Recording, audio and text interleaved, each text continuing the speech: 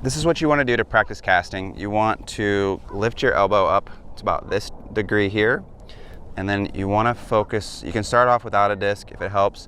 You want to focus on having your scapula protracted, so you have your scapula pushed out, so you're already kind of stretched out as far as you can reach.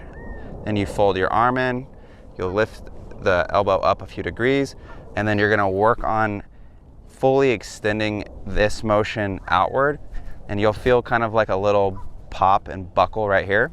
And then once you have a disc, you can practice it like this, and you want to feel like a little bit of a pop towards your wrist and on the fingertips on the rim, because you're going away from your body like this.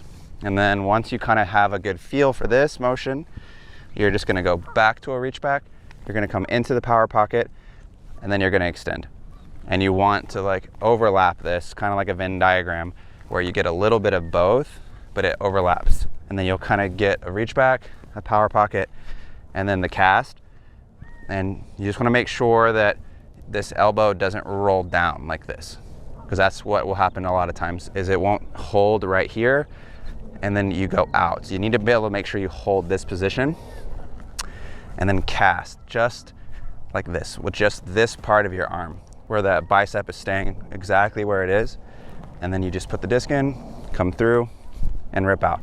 So one of the reasons why casting would be beneficial for you to try is it helps you drive the disc a little bit more nose down, and it helps you get the disc on a very tight line, so closer to noon, like 11:50, 11:45 noon as your release point, and your disc will be a lot more nose down.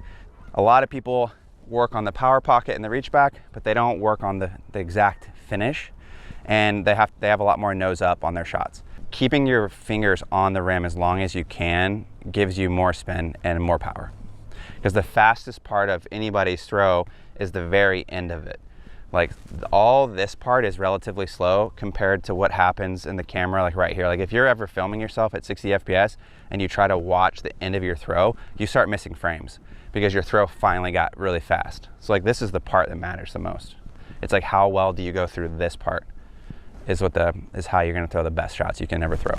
If you work on just this casting drill alone, it's going to improve any of your throws.